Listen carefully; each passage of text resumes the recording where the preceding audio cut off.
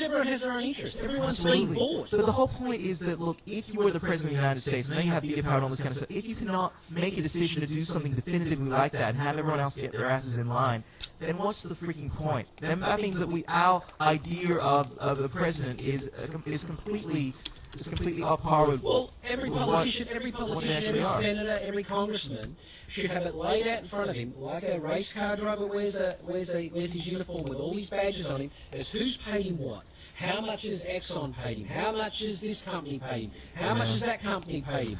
What shares does he have in these different companies? You know, like in Australia, you're not allowed to have shares. You're not allowed to be able to make a decision on a board that could make a company tomorrow become a $1 million company to a $1 billion company. So over in the US, you can sit on that board, you can have shares in that company, pre-knowledge that you're going to make that decision, and you can make money by making a government decision to get those things pushed through.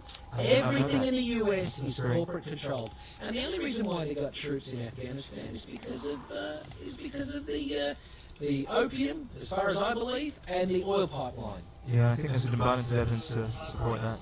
Just to elaborate on... That's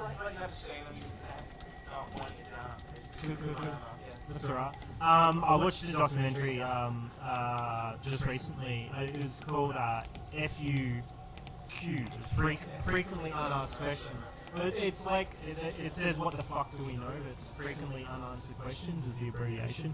It was basically about a guy who's trying to import a car. Really good, you'd actually like it, Chris. It's about a guy trying to import a car from the US, and they were trying to pin something on him so you had to pay, like, import fees. So he was trying to dispute this, and then he found the corporate symbol next to, it was like the TM symbol next to the Australian government on the website. He saw it everywhere. He was going on this website constantly.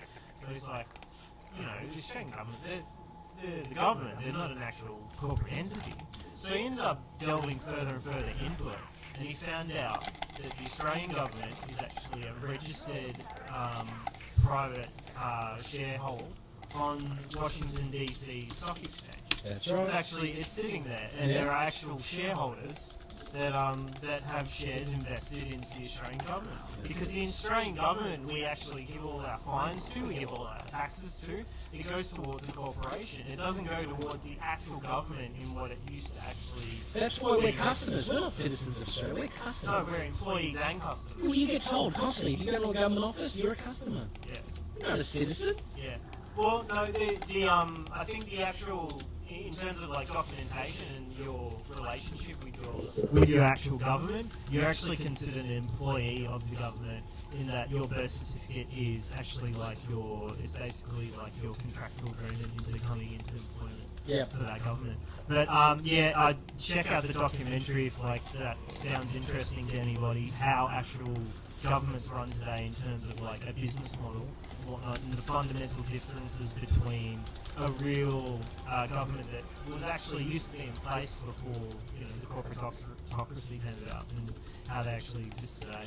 Look, it's in society today. I personally think that if you don't have any money, you don't have any say.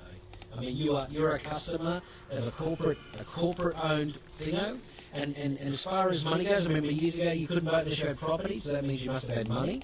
But today, unless you have money, you have no say. I mean, this whole bullshit about Monsanto and GMO, like Proposition 37 in in California. Is that with the GMOs, that kind of stuff? That was whether we should label GMOs or not. That to me is going to be the most ridiculous thing I can possibly... What? I mean, here's the thing.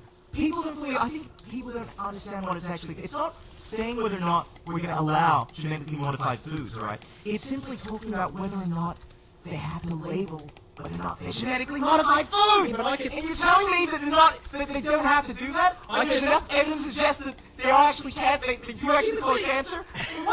How the freaking hell do we even have a vote about something like that? To me, it's sheer evidence that I'm living in some kind of like weird reality. I mean, what is the argument for that? You already know straight away that vote would have to have been rigged, because what person would get up there and say, I don't need to know what's in that can of food? What happened? I'm voting, I don't need to know! Oh shit, don't tell me! It actually got passed through. Monsanto put $45 million into it. It actually got passed through. They don't want to know.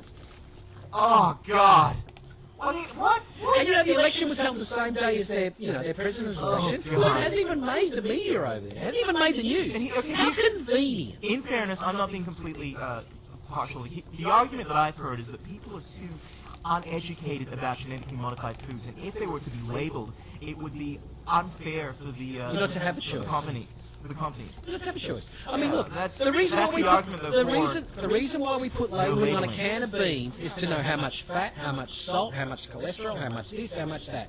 So why can't we know how much GMO? Why? Well, maybe it costs too much money. No, Too much money. Because GMO crops